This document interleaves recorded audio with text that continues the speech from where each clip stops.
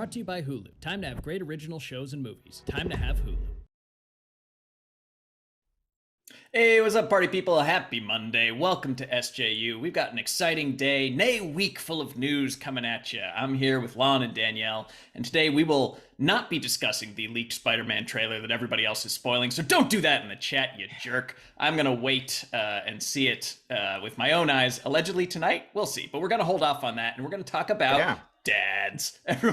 I'm a dad. Maybe some of you are dads, and it's a topic near and dear to my heart. We're doing a dad draft. It's pretty self-explanatory. We're drafting our favorite dads. We're gonna talk them out. So keep your picks coming in the chat as well. Animated dads, right? Excuse me, animated dads. Yeah. Not live action dads. That's a whole other episode. That's the daddy episode. We've got some other news about Black Canary on HBO Max. We're gonna dive into that Jeopardy hosting drama. If we have time, we'll take a look at the live action Cowboy Bebop thing, and then we'll talk to y'all about your comments and questions. So keep those coming. But we begin with dads, as we always do.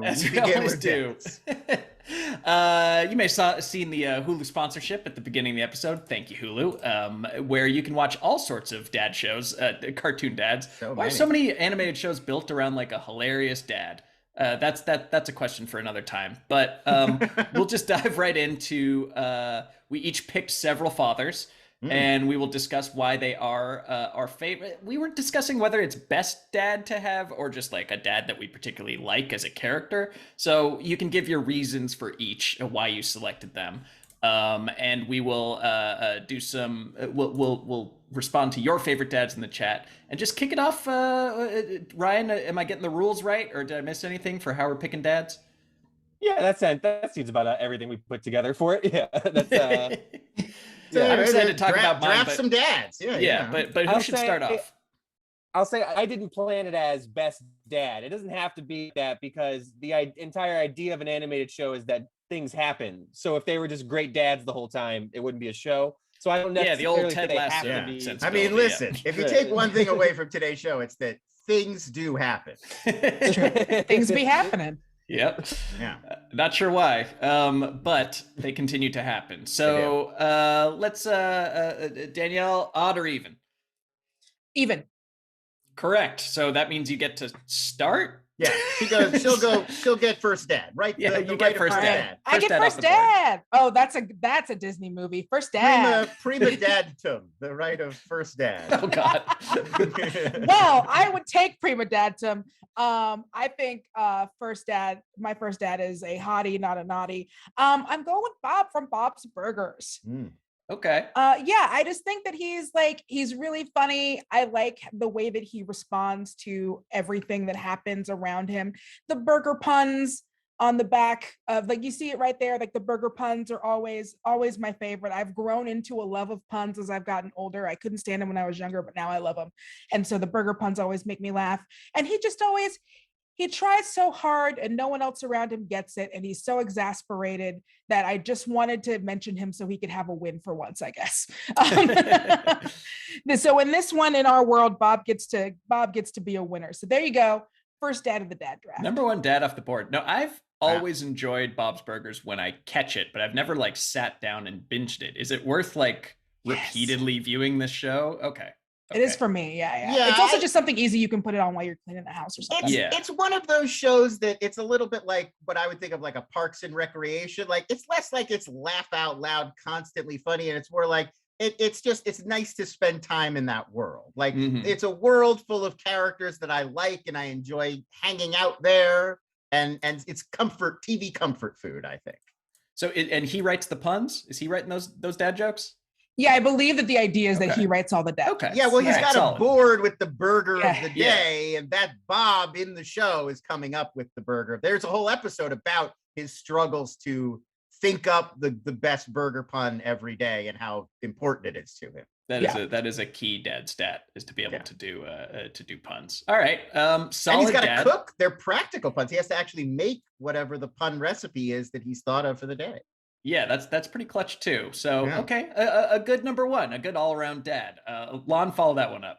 I think when you say to me favorite TV dad, one name jumps right to the top. I think it's maybe the most iconic TV dad in my estimation, who the entire show shifted around its focus. Randy Marsh from South Park. Thank you. There was some South Park slander going on in our writing Slack the other week, and I will not stand for it. I mean, I'll own up to that. just like I don't always align with the politics of the show, whatever. I think that's a different discussion for a different day. But if you're just talking about pound for pound funniest TV dad whose antics amuse me the most, it's Randy Marsh. My god, that pandemic special when he kept having sex with that pangolin is some of the funniest TV I've seen in the last couple of years. When his testicles get oversized so he can go get a marijuana card. When he's getting arrested, I thought this was America. Just like the Little League brawl episode. So many classic Randy Marsh bits. I feel like we could do a whole show of just the best of Randy Marsh. That's how strongly I feel about this character. Yeah, and I think a lot of people bailed on South Park. Rightfully so. If you watch cartoons for your politics, about the whole Trump Hillary stuff. Sure. But I think I'm not defending South Park as like its impact on the global culture. Like that's a very I think there's a lot to be said about that. That's a very interesting topic.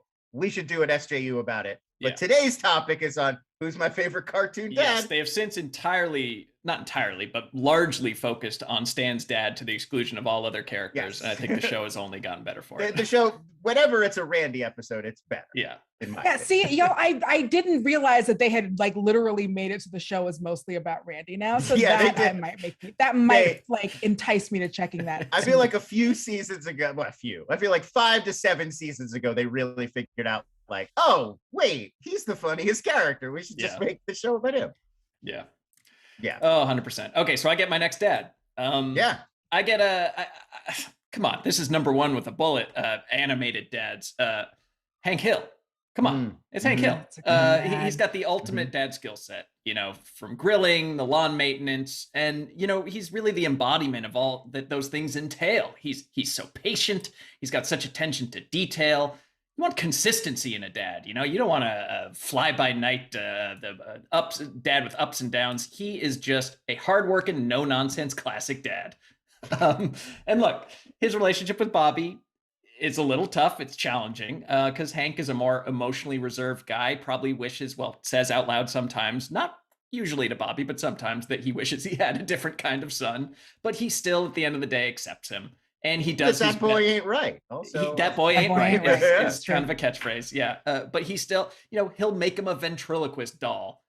He supports Bobby's girlfriend, his relationship with Connie and stuff like that. Like, he is always, at the end of the day, supported his son, even though he doesn't understand or really connect with him on a surface level. He still loves him, and he's still there, and he's still doing the best he can. So I think it's not really a contest for favorite dad or best dad. It's Hank Hill is my Ted Lasso. He's good without all the saccharine, fictionalized, heightened versions of him. He's like an actual down south, home fried, excellent all-American dad. So that's my pick.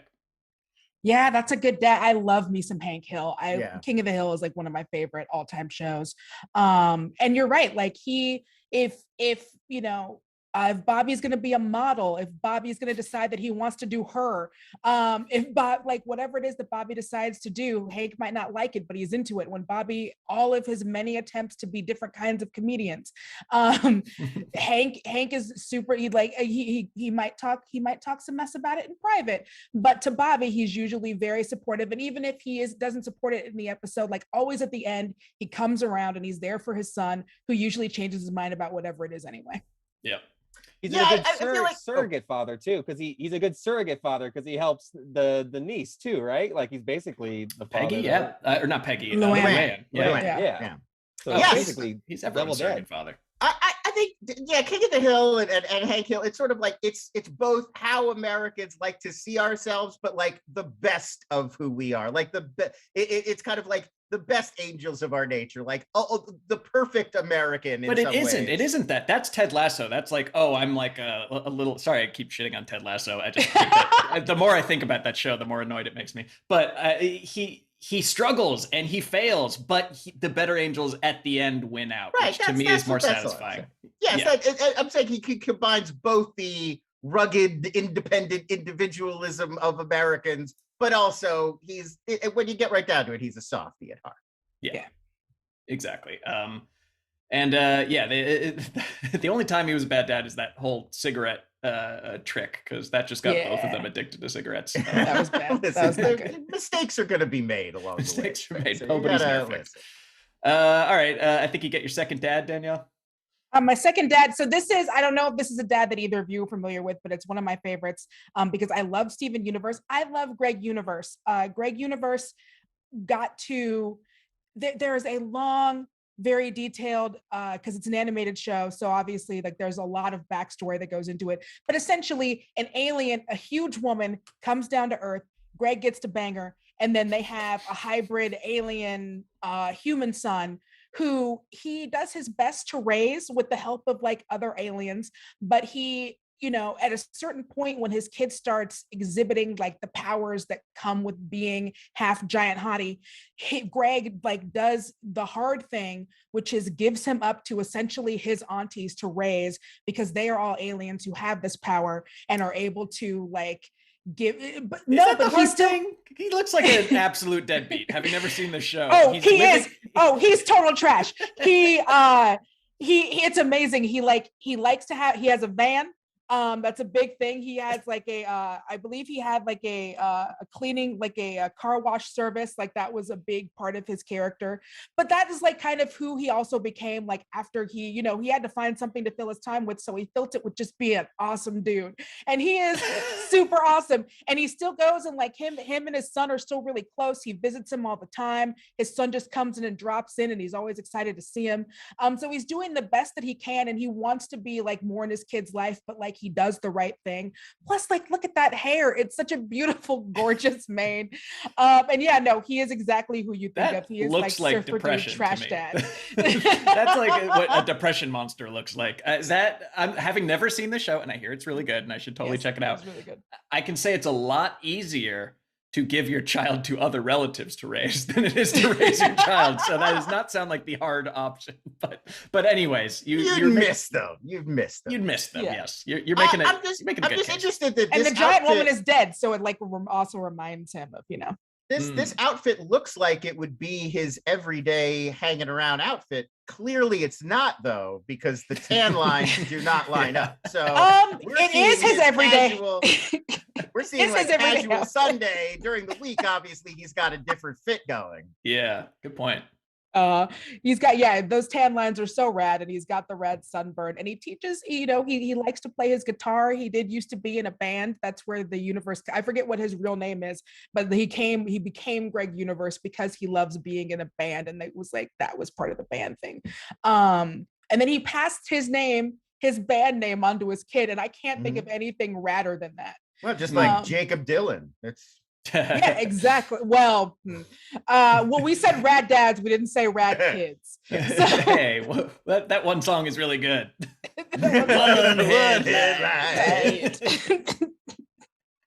Also, slight digression, but what is this show about if not complete digressions? But can we just do a little Shark Tank segment for a second?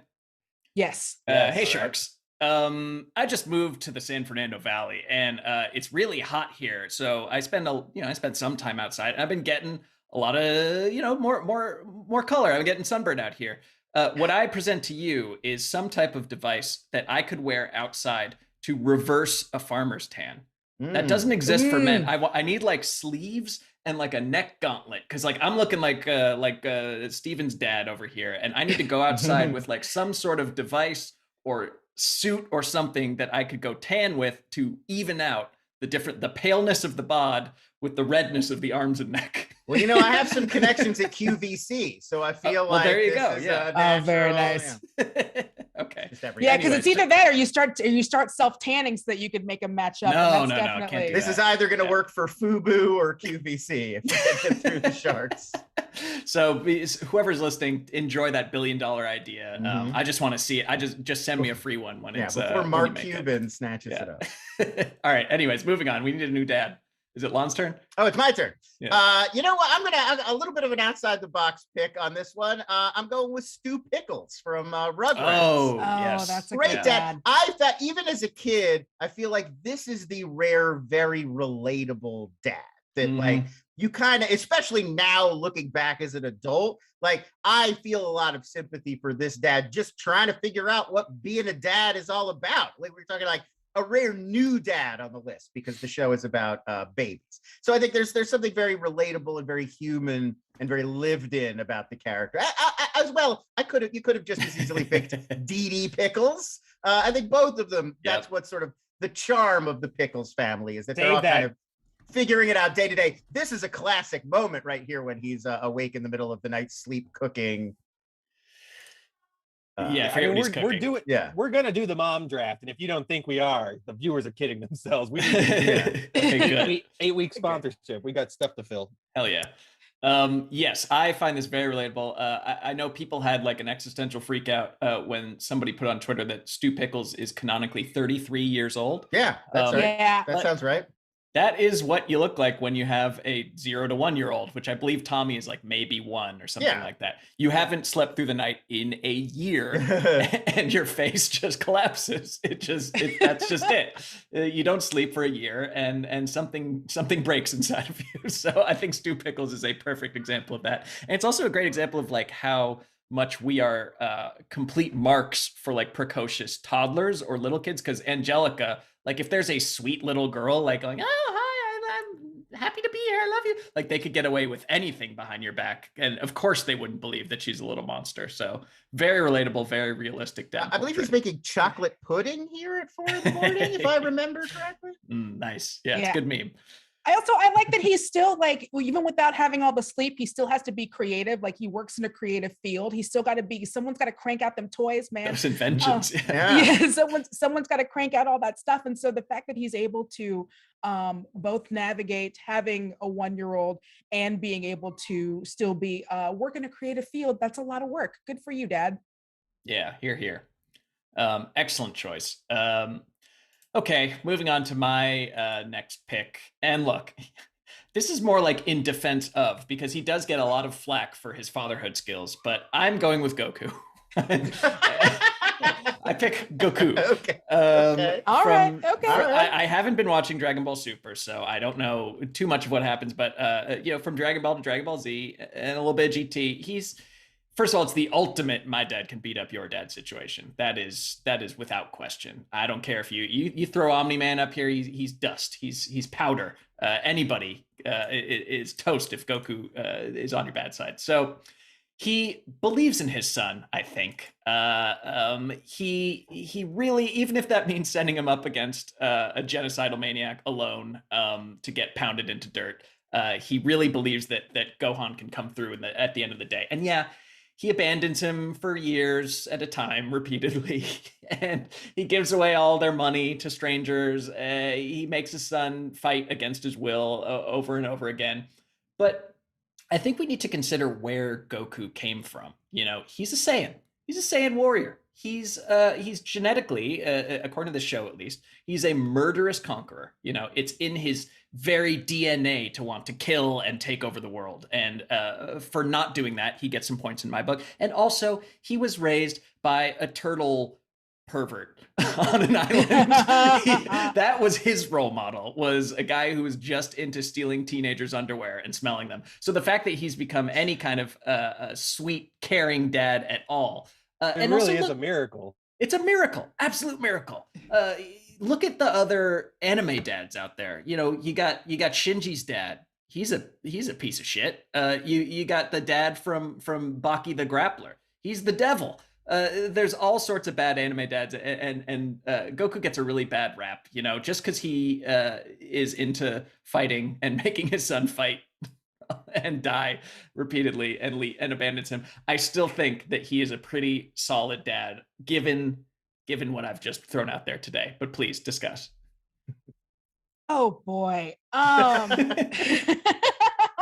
This is a hard one because Goku is he a rad person? Yes. Goku is very good as a person who happens to be a dad. If we're judging by best dad, I can't put him up there with a Hank Hill. I can't put him up there. Even like he's hard on his kids, but it's like he's not even hard on Gohan in like a sports dad kind of way where it's like you're gonna get into football whether or not you like it. He's also just like not around for a while. Like he fighting is definitely more important than his own kid. To save the world. Well, you can't have a kid if you don't have a world. The universe. It's fair. It's not fair. Just the world. But it's also like he does say at one point that he doesn't remember when his kids were born. And even Vegeta was like, I don't know, man. Yeah. You kind of seem like you're a great dude, but you're a bad father. Vegeta has become a better dad than him. It's just pretty sad.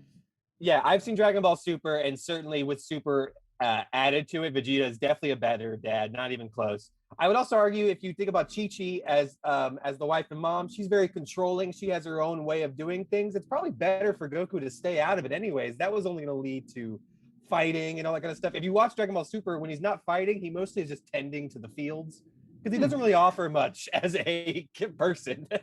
So I would argue it's actually better for him to stay away from his kids, and has only helped Gohan succeed in life. So that's just my 2 cents.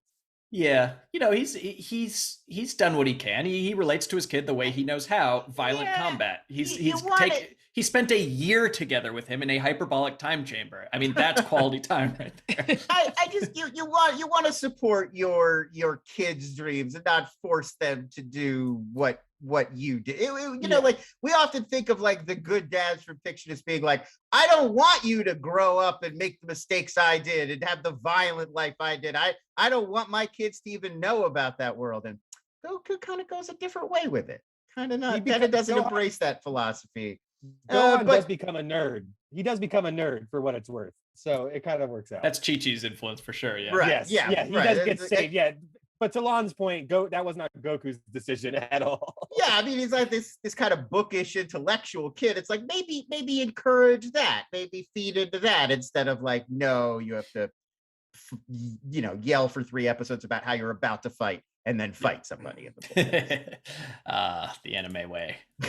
Okay, well, that was my final pick. I think for now, let's just bring up some chat dads and we'll react. We'll grade your chat dads. There was one more I was going to throw out there that I feel like is sadly overlooked. And it's a little bit of a definition. Like I want to throw it would we accept this as a dad?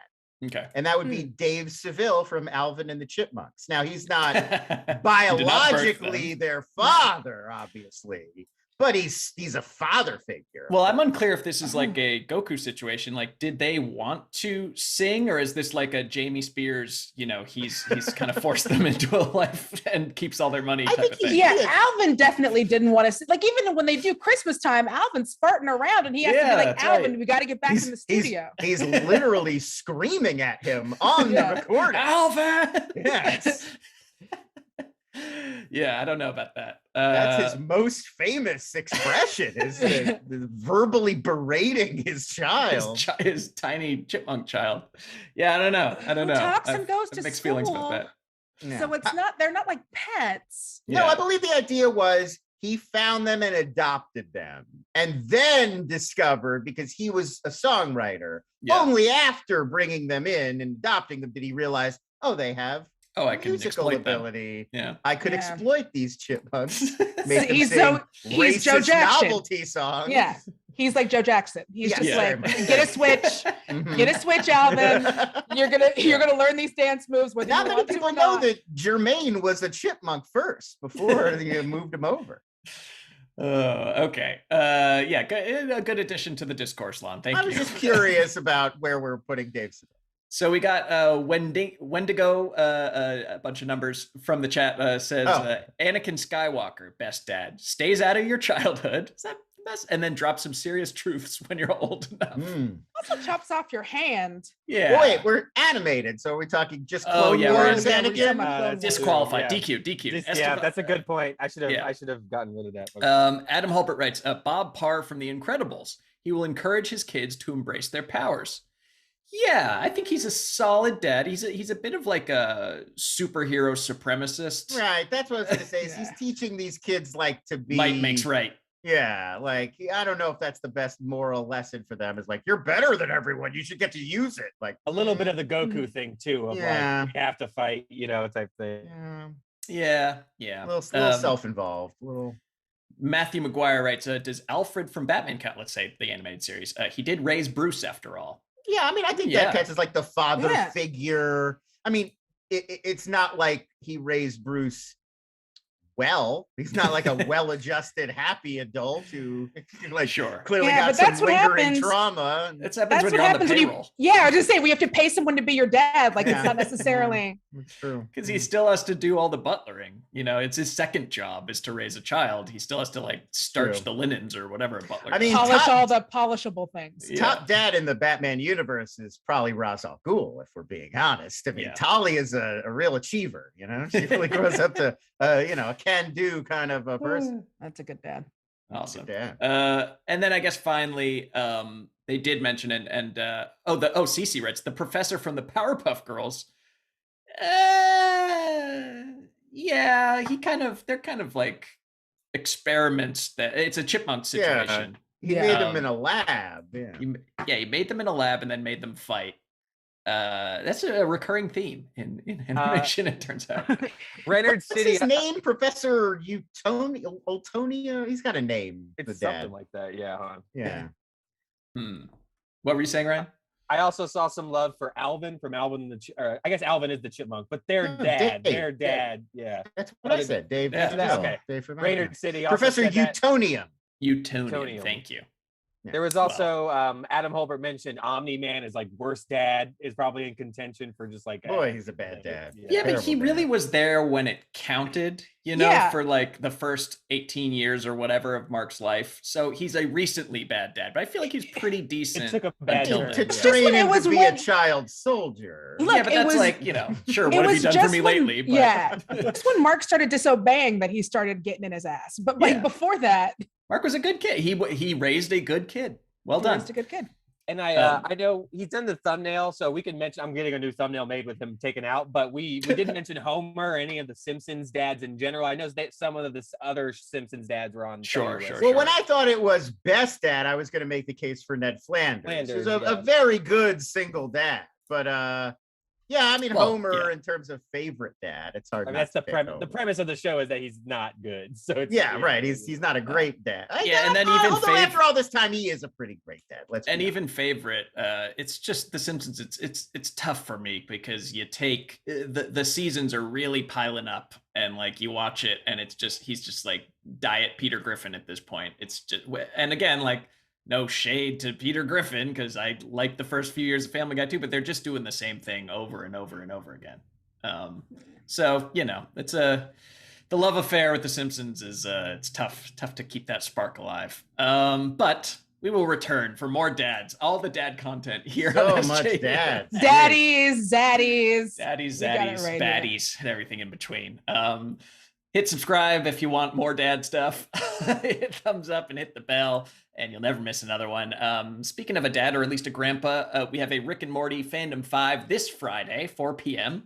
That will be August 27th, 4 p.m. Pacific time.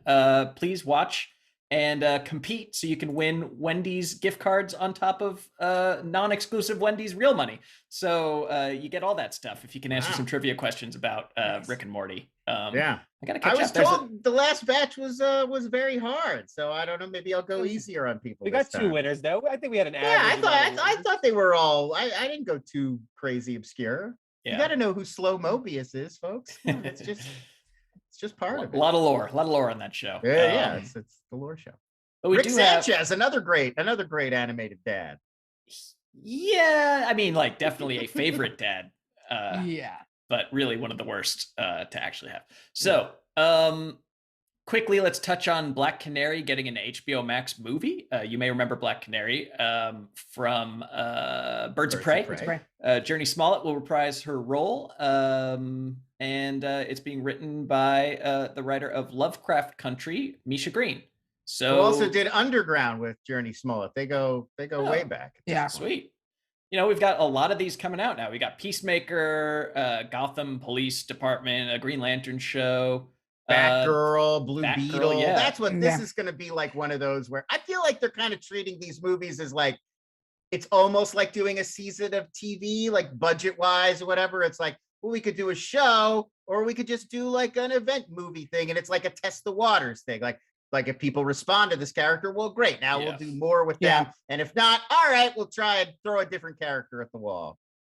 Yeah, it's a real wait and see for me because, like, while I enjoyed her in Birds of Prey, that whole movie, it was like Harley Quinn and the Birds of Prey. Like, nothing much really stands out. So I'd be down to see more. But it's really they haven't dropped a single one of these. I think Peacemaker is up first, right? So we'll see how this strategy pays off of film with spinoff a TV show to come like months later. We shall see. Any take, Danielle? How do you feel? I'm interested to see what direction they go in, because the Birds of Prey, like the Harley Quinn and the Birds of Prey, Dinah Lance is like so incredibly different than any other version. Just in terms of like, you know, working for Black Mask and her kind of role in the universe. So I'm interested to see what they wind up doing with this character, because it feels like it's something that's going to be like brand new to me. And so that's really cool. Plus Misha Green is gets me really pumped hearing about her involvement. Yeah, I mean, I think that's what's cool about it is it's not only this great creator who just made this, you know, really big show that was very like aesthetically, visually interesting. So I think it's cool to see her take on a DC Comics sort of world and project. But yeah, I like that they're kind of working with a little bit of a blank slate. I mean, I think most people don't really know that much about Dinah Lance and the Black Canary character anyway, but they're going off on their own kind of version of it. And so, yeah, it's like, I really have no idea what this show is going to be, which is exciting. Yeah. Well, check back in. Do we know when this is coming out? No, they just literally. It's going to happen. So 2022, 23, something like that. But we know what is happening right now. Jeopardy. Ooh, it's a real Game of Thrones situation over there with that behind that podium. You know, he tragically lost Alex Trebek, and it's been a bloodbath over there. And the little finger of it all appears to be Mike Richards, who is a producer on the show, heading the search for the new host, and said, "Chaos is a ladder. Why not make Why not me? Why not me? Why not me?"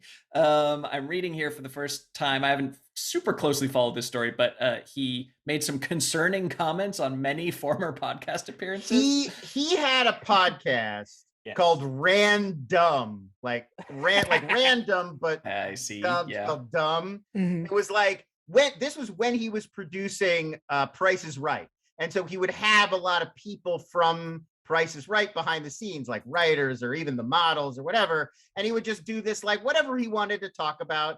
And it was like a lot of podcasts from, 7 or 8 years ago. Like he wasn't really filtering himself, and he would say a lot of things that were now, when you take them and remove them from context and put them in an article. I'm not defending him at all. They're dumb things to say. I'm not defending these comments, but they come off very misogynist, offensive, and just stupid. Like him just saying mean-spirited, cruel things casually because he thinks he's being funny, and it's not funny. And definitely not how the boss should be talking at all, for sure. Right, and that's what's weird. And what's also weird is he was also in contention to be a host for Price is Right back in the day, and then there were all those lawsuits, and that kind of got derailed. And it's just like he seems like his goal has been get on camera for a long time, and he's been like trying to kind of weasel his way into it. And the Jeopardy thing, he was taking advantage of a lot of things at Jeopardy too, like the longtime producer who had sort of served as a showrunner left,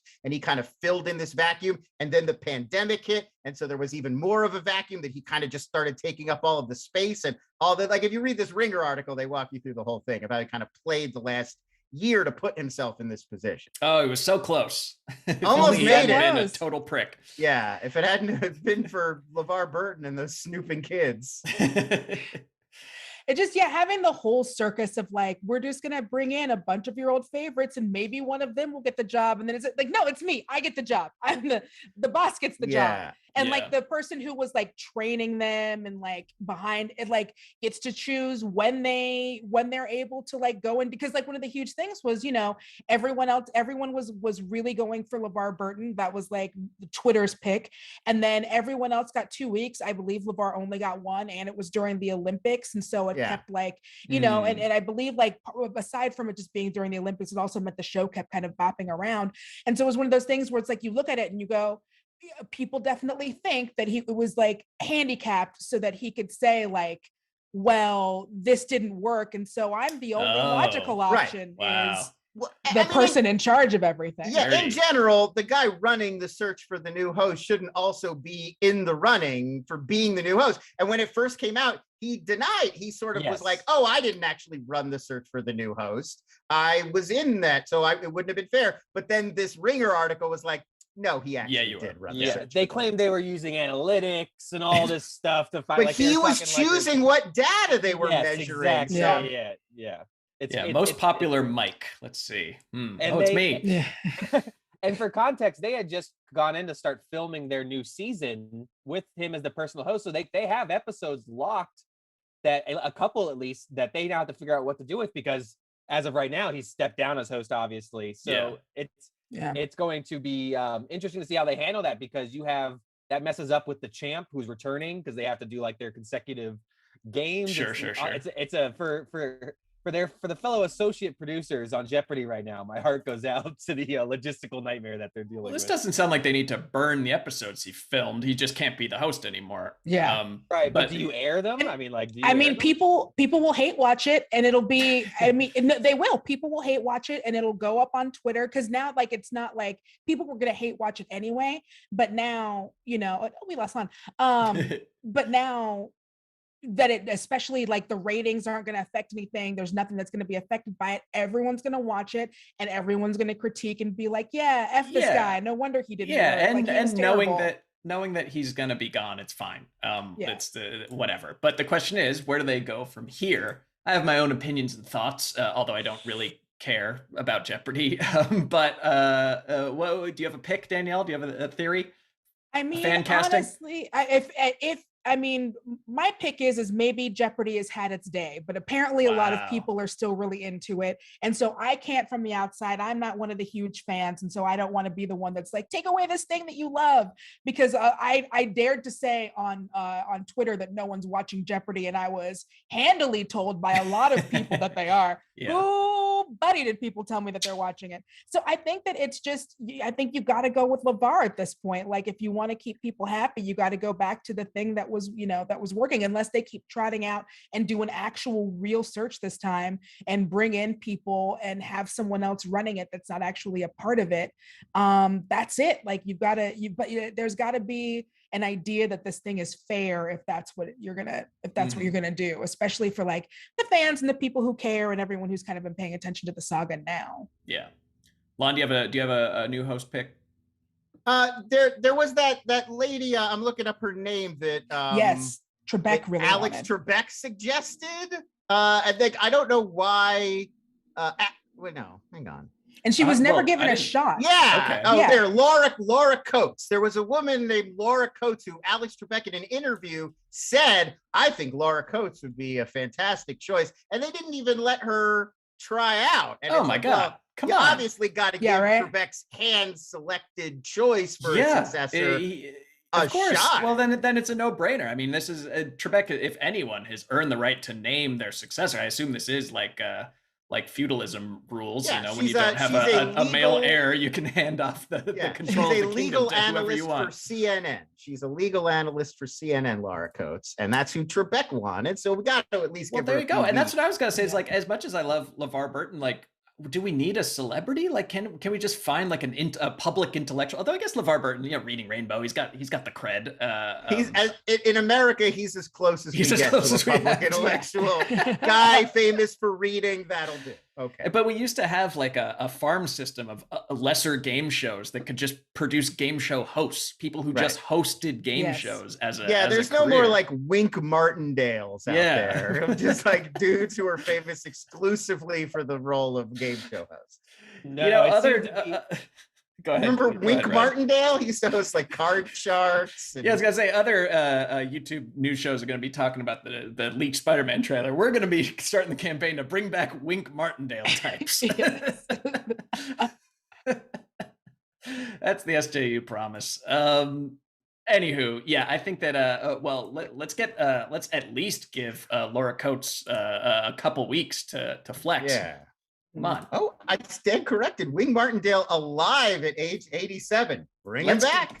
Sorry, Laura, you've just been bumped for wing. You've been Martindaled. You've just got winked. Yeah. Oh, good times. All right. That's enough news. Let's talk about anything interesting in the chat. What you guys have to say? Eric Rooms asks, have you guys all seen Apples for All Mankind? With all the talk about Suicide Squad last week, I want to say Kinnaman's incredible in this overlooked show. Please watch it.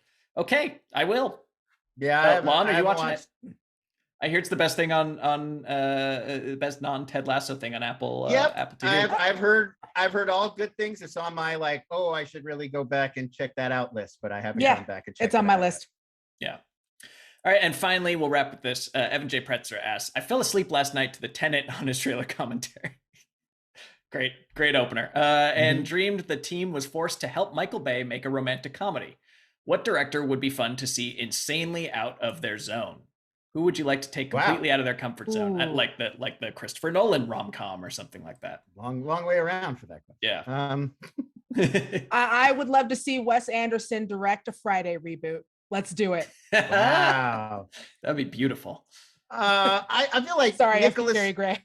I love Nicholas Winding Refn films, but there's so much of the violent, neon drenched, LA neo noir. It would be fun to see him just go really outside the box, like animated film or road trip comedy or rom-com or something like that.